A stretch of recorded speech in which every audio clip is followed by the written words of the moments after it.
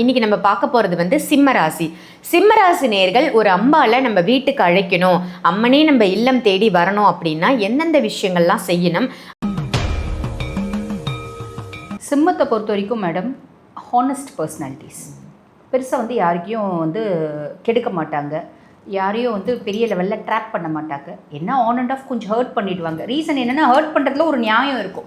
என்னென்னா, அவங்க 2 வார்த்தை பேசினா, என்னை யாராவது 2 வார்த்தை பேசினா நான் திருப்பி 2 வார்த்தை பேசினா தான் எனக்கு மனசு ஆறும் அப்படின்ற மைண்ட் செட் உண்டு சிம்மத்துக்கு. என்ன சூரியனோட ராசி அப்படின்றதுனால ராஜ கிரகம் மேடம், அந்த ரஜோ குணம் அப்படின்றது உங்களுக்கு டாமினண்ட்டாக இருக்கும். என்னுடைய சாதுரியத்தை நான் பார்த்தீங்கன்னா மற்றவங்க மேலே அப்ளை பண்ண மாட்டேன். எனக்கு பெருசாக சாதுரியமே தெரியாது. தெரிஞ்சாதானே நான் அப்ளை பண்ணுறதுக்கு. பார்த்தா தான் நான் பார்த்தீங்கன்னா சும்மா கெத்தாக இருப்பேன். ஆனால் உள்ளே ரொம்ப நல்ல பர்சன்ஸ் அப்படின்னு சொல்லலாம். பாராயணம் பண்ணிவிட்டு ஆத்மார்த்தமாக தாயாரை வேண்டிக்கிறாங்க அப்படின்னும் போது இவங்களை சுற்றி எப்பயுமே ஒரு பகை, ஒரு எனிமிட்டி, ஒரு கண் திருஷ்டி, ஓம்பல், இது எல்லாமே காணாமல் போயிடும்.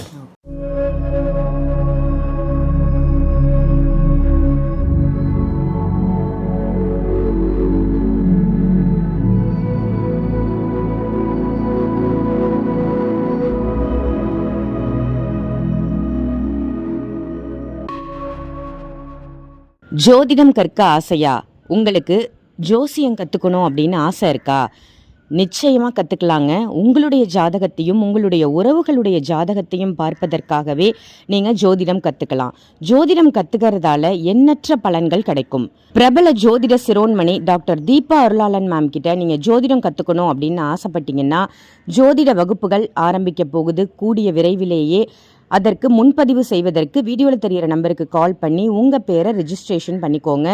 நீங்களும் ஜோதிடர் ஆகலாம்.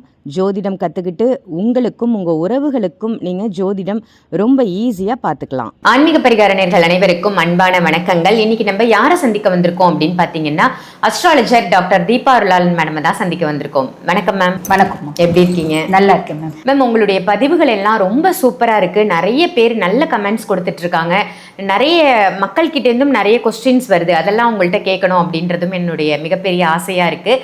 இன்னைக்கு நம்ம பார்க்க போகிற டாபிக் மேம், ஆடி மாதம் வரப்போகுது இல்லையா? இந்த ஆடி மாதத்தில் அம்மனை வீட்டுக்கு அழைக்கணும் அப்படின்ற ஆசை எல்லாருக்குமே இருக்கும்.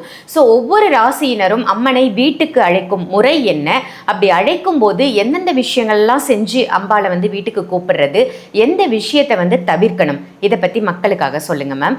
அம்மனுடைய சிறப்பு, அதையும் பர்டிகுலராக ஆடி மாதத்தில் அம்மனை வீட்டுக்கு அழைக்கிறது அப்படின்னு சொல்லியிருக்காங்க அப்படின்றதும் ஒரு சின்ன அந்த ரகசிய குறிப்பையும் மக்களுக்காக இன்னைக்கு சொல்லுங்கள் மேம். கண்டிப்பாக மேடம், கண்டிப்பாக. பொதுவாக பார்த்தீங்கன்னா, இந்த ஆடி மாதம் அப்படின்னாலே அம்பிகைக்கு உகந்த மாதம் அப்படின்ற மாதிரி வந்துருச்சு. இது எதனால் அப்படின்னா, இதுக்கு முழுசும் ப்ரூஃப் கிடையாது மேடம். அதாவது அத்தாட்சி எதுவும் கிடையாது சாஸ்திரபூர்வமாக. இருந்தாலும் சில ஆன்மீக நம்பிக்கைகள் என்னென்னா, ஈசன் ஆடி மாதம் முழுசும் பார்த்திங்கன்னா ஆழ்ந்த நிஷ்டையில் இருப்பதாகவோ, உலகத்தை காத்து ரட்சிக்கும் மொத்த பொறுப்பையும் அம்பிகை கிட்ட கொடுக்கறதாகவும் ஒரு ஐதீகம் இருக்குது. சரிங்களா? அதனால் அம்பிகைக்கு உகந்த மாதம். இந்த உலகத்தை மொத்தத்தையும் காத்து ரட்சிக்கிறவ அம்பிகை தான் இந்த மாதம். அதனால் அம்பிகையை நம்ம வழிபாடு பண்ணுறோம் அப்படின் போது அம்பிகையினோட அனுகிரகம் சட்டுன்னு கிடச்சிடும் அப்படின்றது ஒரு நம்பிக்கை மேடம். அதுக்கும் மேலே இது சூரியன் கடகராசியில் சஞ்சாரம் பண்ணக்கூடிய காலம், தக்ஷணாயன புண்ணிய காலம், தேவர்களுக்கு இரவு பொழுது அப்படின்றது ஆரம்பம். ஆக இந்த மாதம் ரொம்ப விசேஷம் அப்படின்னு சொல்லலாம். அதாவது ஆடி முதல் மார்கழி வரையே பார்த்திங்கன்னா விசேஷமான மாதங்கள். பொதுவாக அது பார்த்திங்கன்னா உத்தராயண புண்ணிய காலமாக இருந்தாலும் சரி, தட்சிணாயன புண்ணிய காலமாக இருந்தாலும் சரி விசேஷம்தான். ஆனால் ஒவ்வொரு காலங்களில் ஒவ்வொன்று செய்யணும். இந்த காலங்கள் வழிபாட்டுக்கு அப்படின்னு சொல்லலாம். அதுக்கும் மேலே பார்வதி தேவி இந்த பூமியில் பர்வத ராஜகுமாரியை அவதரித்த மாதம் ஆடி மாதம். பூமாதேவி பூமிக்கு வந்த மாதம் ஆடி மாதம். மீனாட்சி இளவரசியாக பார்த்திங்கன்னா இந்த பூமியில் அவதரித்த மாதம் ஆடி மாதம். ஆண்டாள் ஆடிப்பூரத்தன்னைக்கு தான் பிறந்தா. இப்படி நிறைய விசேஷம் இருக்கிறதுனால ஆடி மாதம் ரொம்ப ஆஸ்பீஷியஸ் மந்தாக கருதப்படுது மேடம். ரொம்ப அருமையாக சொன்னீங்க மேம். ஆடி மாதத்தில் எதனால் நம்ம அம்மனை வீட்டுக்கு அழைக்கிறோம் அப்படின்றத ரொம்ப அருமையான ஒரு தகவலாக கொடுத்தீங்க. இன்னைக்கு நம்ம பார்க்க போகிறது சிம்மராசி. சிம்மராசி நேர்கள் ஒரு அம்பால நம்ம வீட்டுக்கு அழைக்கணும், அம்மனே நம்ம இல்லம் தேடி வரணும் அப்படின்னா எந்தெந்த விஷயங்கள்லாம் செய்யணும், அப்படி இந்த ஆடி மாதத்தில் அவங்க அழைக்கிறதால என்ன பலன் கிடைக்கும்? சிம்மத்தை பொறுத்த வரைக்கும் மேடம், ஹானஸ்ட் பர்சனாலிட்டிஸ். பெருசாக யாருக்கையும் கெடுக்க மாட்டாங்க, யாரையும் வந்து பெரிய லெவலில் ட்ராப் பண்ண மாட்டாங்க. என்ன ஆன் அண்ட் ஆஃப் கொஞ்சம் ஹர்ட் பண்ணிடுவாங்க. ரீசன் என்னென்னா ஹர்ட் பண்ணுறதுல ஒரு நியாயம் இருக்கும். என்னென்னா அவங்க 2 வார்த்தை பேசினா, என்னை யாராவது 2 வார்த்தை பேசினா நான் திருப்பி 2 வார்த்தை பேசினா தான் எனக்கு மனசு ஆறும் அப்படின்ற மைண்ட் செட் உண்டு சிம்மத்துக்கு. என்ன சூரியனோட ராசி அப்படின்றதுனால ராஜ கிரகம் மேடம், அந்த ரஜோகுணம் அப்படின்றது உங்களுக்கு டாமினண்ட்டாக இருக்கும். எனக்கு எப்பயுமே தலைமைத்துவம் அப்படின்றது எனக்கு வேணும். எனக்கு தலைமைத்துவம் இல்லை அப்படின்னா நான் ரொம்ப லிட்டரலி ரொம்ப டவுன் ஆகிடுவேன். இதுதான் வந்து பார்த்திங்கன்னா சிம்மத்தினோட கேரக்டர். ஸோ சிம்மம் வந்து அம்பிகையை அழைச்சா வருவாளா? உடனே வருவா. ஏன்னா நல்லவங்க எப்போ யார் வந்து எந்த கடவுளை கூப்பிட்டாலும் ஓடோடி வந்துடுவாங்க மேடம். கடவுள் அதுதான் உண்மை. இவங்க யாரையும் கெடுக்க மாட்டாங்க. யாரையும் வந்து பார்த்திங்கன்னா எந்த விதத்துலையும் பிரச்சனைக்கு உள்ளாக்குறது அப்படின்றது இவங்களுக்கு தெரியாது. இவங்களோட கோவம் அப்படின்றது ஒன்று இருக்குது, ஹானஸ்டி அப்படின்றது ஒன்று இருக்குது. பெருசாக நடிக்க மாட்டாங்க. டாக்டிக்ஸ் அப்படின்றத யார்கிட்டையும் அப்ளை பண்ணவே மாட்டாங்க. அதுதான் சிம்மத்தினோட சூப்பர் டூப்பரான கேரக்டர். என்னுடைய வந்து சாதுரியத்தை நான் வந்து பார்த்தீங்கன்னா மற்றவங்க மேலே அப்ளை பண்ண மாட்டேன். எனக்கு பெருசாக சாதுரியமே தெரியாது. தெரிஞ்சால் தானே நான் அப்ளை பண்ணுறதுக்கு. பார்த்தா தான் நான் வந்து பார்த்தீங்கன்னா சும்மா கெத்தாக இருப்பேன். ஆனால் உள்ளே வந்து ரொம்ப நல்ல பர்சன்ஸ் அப்படின்னு சொல்லலாம். டக்குன்னு ரியாக்ட் பண்ணுவாங்க. அதனால் சில சமயம் சிலர் ஹர்ட் ஆவாங்க. சிம்மத்துக்கு வந்து பார்த்திங்கன்னா மேடம் எப்பயுமே ஒரு சில விஷயங்கள் இருக்குது. அது என்ன, அதாவது ஒரு சில கஷ்டங்கள் வருத்தங்கள் அப்படின்றது இருக்குது. என்ன அப்படின்னா அவங்களோட சக்ஸஸ் நோக்கி தான் உங்களுக்கு எப்பயுமே ஒரு கவலை அப்படின்றது இருக்கும். ஒரு வேலையில் போய் உட்கார்றாங்க அப்படின்னா அந்த வேலையில் நான் வந்து ரொம்ப ஃப்ரீயாக செய்யணும், ரொம்ப பக்காவாக செய்யணும், நம்பர் 1ல் இருக்கணும் அப்படின்லாம் நினைப்பாங்க. ஒரு கன்சர்னில் நான் வேலை செஞ்சாலும் என்ன 4 பேர் வந்து சூப்பர் அப்படின்னு சொல்லணும் அப்படின்னு நினைப்பாங்க. சொல்கிறதுக்கு ஏற்ற மாதிரி தான் அவங்க செய்யவும் செய்வாங்க. ஆனால் இவங்களுக்கு எப்பயுமே அந்த சூப்பர், சபாஷ், ஃபஸ்ட் கிளாஸ் அப்படின்ற வார்த்தை கிடைக்கிறதுக்கு ரொம்ப கஷ்டப்படுவாங்க. எல்லா திறமைகள் இருந்தும் தே டிசர்வ் எவ்ரிதிங். ப்ரொஃபஷனை பொறுத்த வரைக்கும் தே டிசர்வ் எவ்ரிதிங். ஆனால் அது கிடைக்காது அவங்களுக்கு. அதுதான் வந்து பார்த்திங்கன்னா அவங்களோட ஒரு கர்மிக் எஃபெக்ட் அப்படின்னு சொல்லலாம். இவங்களுக்கு இது கிடைக்காததுனால எப்பயுமே இவங்களோட தேடல் வந்து சக்ஸஸ் நோக்கி, முன்னேற்றத்தை நோக்கி, என்னுடைய வெற்றி பாதையை நோக்கி, என்னோட பேரை நோக்கி, புகழை நோக்கி, என்னோட ஆளுமையை நோக்கி, இப்படி தான் இவங்களோட தேடுதலே இருக்கும். தேடி தேடி தேடி தேடி ஃப்ரஸ்ட்ரேட் ஆவாங்க. அப்போ இந்த தேடுதல் வந்து நிறைவேறணும் அப்படின்னாலே அங்கே எந்த கடவுள் அப்படின்னா அம்பிகை தான். இந்த ஆடி மாதத்தை இவங்க வந்து கண்டிப்பாக பயன்படுத்திக்கிறது ரொம்ப நல்லது. சரி, இப்போ இந்த ஆடி மாதத்தில் இவங்க அம்பிகையை எப்படி வழிபாடு பண்ணலாம்? இவங்க அம்பிகையை காளியாக வழிபாடு பண்ணுறது ரொம்ப விசேஷம். ஏன்னா அஷ்டமத்து சனியில் இருக்காங்க. என்னதான் சனி வக்ரகதி அடைஞ்சு குருனோட உச்சப்பார்வையில் இருக்குது அப்படின்னாலும் நவம்பர் மாதம் டிசம்பர் மாதம் இவங்களுக்கு வந்து சனியினோட ஆட்டம் ஜாஸ்தி இருக்கும். அதுக்கப்புறம் 2027 5ஆம் மாதத்துக்கு அப்புறம் சனியினோட ஆட்டம் ஜாஸ்தி இருக்கும்.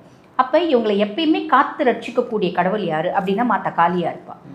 சனி யாருக்கு அடங்குவான் அப்படின்னா காளிக்கு அடங்குவான். அதே மாதிரி சிம்மத்துக்கு கான்ஃப்ளிக்ட்ஸ் எப்பயுமே இருக்கும் மேடம். யார் பழகினாலும் அவங்கக்கிட்ட வந்து பார்த்திங்கன்னா ஒரு பொறாமை, அந்த பொறாமையினால் ஃபஸ்ட்டு பேசணும்னு நினைப்பாங்க. இப்போ நீங்கள் சிம்மம் வச்சுக்கோங்களேன், நான் வந்து உங்ககிட்ட பேசணும் அப்படின்னு ஆசைப்படுவேன்.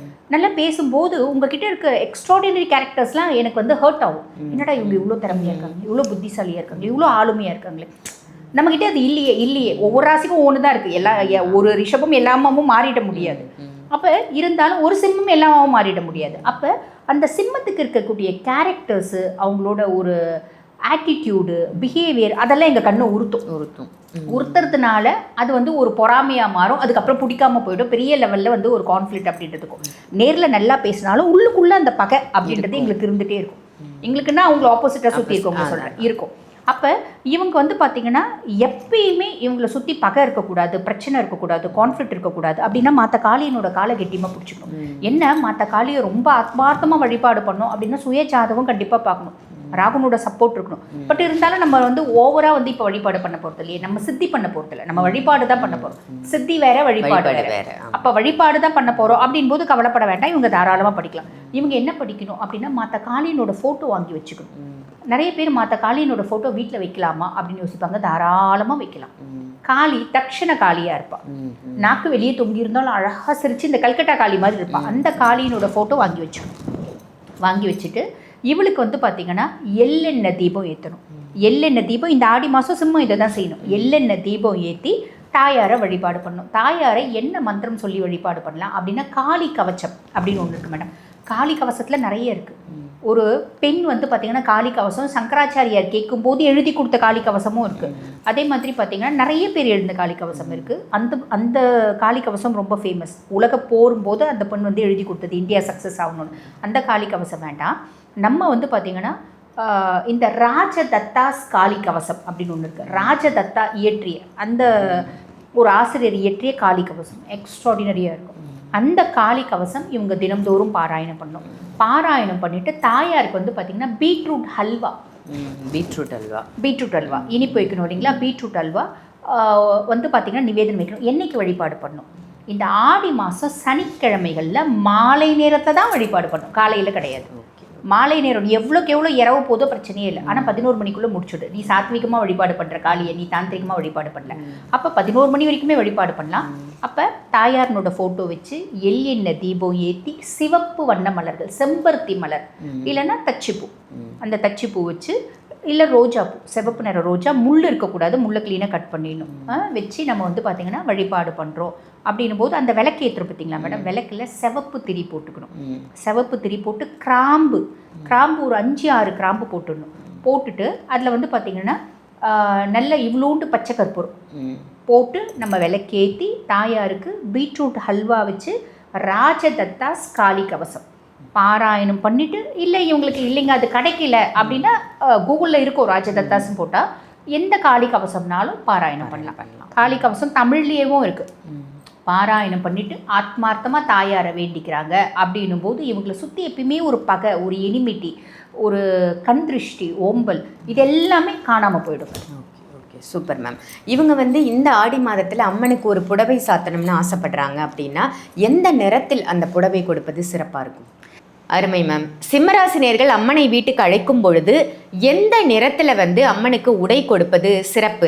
அந்த வஸ்திர தானம் அப்படின்னு சொல்லுவாங்க இல்லையா, அதை இந்த மாதத்திலேயோ இல்லை அந்த பர்டிகுலர் தினத்திலேயோ எந்த நிற ஆடை வந்து வாங்கி கொடுப்பது சிறப்பு மேம்? இவங்க அம்மனுக்கு புடவை சாத்துறதை விட அம்பிகை காளி ஸ்வரூபமாக இருக்க காளி கோயிலுக்கு போயிட்டு புடவை சாத்துறது ரொம்ப நல்லது மேடம்.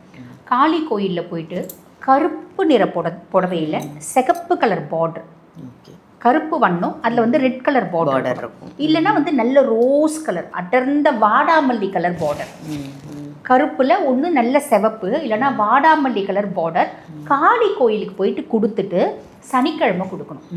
இந்த ஆடி மாதத்தில் ஒரு சனிக்கிழமை காளி கோயிலுக்கு போயிட்டு, காளி கோயில் அப்படின்னா இந்த பாரிஸில் இருக்க காளிகாம்பாள் கோயில் கூட காளி கோயில் தான், அந்த தாயார் கூட போய் கொடுக்கலாம். அந்த புடவையை கொடுத்துட்டு தாயாருக்கு ஒரு பான் கொடுக்கணும். பான் பீடா இருக்குது பார்த்தீங்களா மேடம், பீடா கொடுத்து அம்பிகைக்கு அர்ச்சனை பண்ணி வழிபாடு பண்ணிட்டு வர்றது ரொம்ப விசேஷம் மேடம். என்ன நிறைய காளி கோயிலில் வந்து பார்த்திங்கன்னா அந்த வடநாட்டில் பிளாக்லாம் கொடுத்து அக்செப்ட் பண்ணுவாங்க. நம்ம வந்து பார்த்திங்கன்னா தமிழ்நாட்டில் பிளாக் கொடுத்தா யோசிப்பாங்க. அப்போ இவங்க என்ன பண்ணலாம், அதுக்கு தான் நாங்கள் பார்டர் வச்சு கொடுக்க சொல்கிறோம்.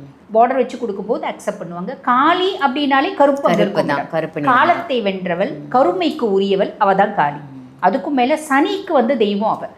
அப்போ நம்ம வந்து பார்த்திங்கன்னா இது கொடுக்கும்போது இவங்க சனியினோட தொல்லையிலேருந்தும் மீண்டு வருவாங்க. இவங்களை சுற்றி எல்லா பிரச்சனையும், நிறைய பிரச்சனையில் இருக்காங்க மேடம். சிம்மம் குடும்ப ரீதியாக பிரச்சனையில் இருக்காங்க. வேலை செய்கிற இடத்துல எப்பயுமே வேலை செய்கிற இடத்துல ஏதாவது ஒரு கான்ஃப்ளிக்ட்ஸ் இருக்கும். இவங்களோட பதவி குறித்து ஏதாவது பிரச்சனை இருக்கும். வேலை குறித்து, இவங்களோட ஜீவனம் குறித்து ஏதாவது பிரச்சனை இருக்கும். இது எல்லாமே மாறும். இப்போ சனியினோட பிடியும் வெளியே வரணும் அப்படின்னா இது செய்யறது ரொம்ப விசேஷமாக இருக்கும் மேடம். Okay ma'am. இந்த சிம்மராசி நேயர்கள் வந்து இந்த மாதம் இந்த ஒரு விஷயத்தை தவிர்த்திடுங்க, இது வேண்டாம் அப்படின்னா எந்த விஷயம் மேம் சொல்லுவீங்க? இந்த பதிவு உங்கள் எல்லாருக்கும் பயனுள்ள பதிவாக அமைஞ்சிருக்கும் அப்படின்னு நினைக்கிறேன். இது பயனுள்ள பதிவாக இருக்குது அப்படின்னு நீங்கள் நினச்சிங்கன்னா இதை மற்ற ராசினருக்கும் ஷேர் பண்ணுங்கள்.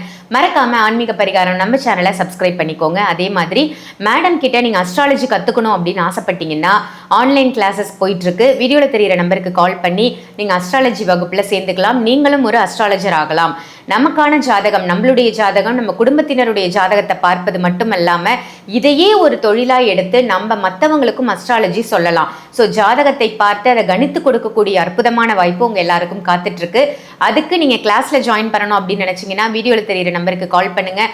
மேம் கிட்ட அப்பாயின்மெண்ட் வேணும் அப்படின்னு நினச்சாலும் இதே நம்பருக்கு கால் பண்ணி நீங்கள் ஆன்லைன் கன்சல்டேஷனும் எடுத்துக்கலாம், இல்லை டைரக்ட் கன்சல்டேஷனும் எடுத்துக்கலாம். இதே மாதிரி வேற ஒரு நல்ல நிகழ்ச்சியில் உங்கள் எல்லாரையும் சந்திக்கின்றேன். நன்றி, வணக்கம்.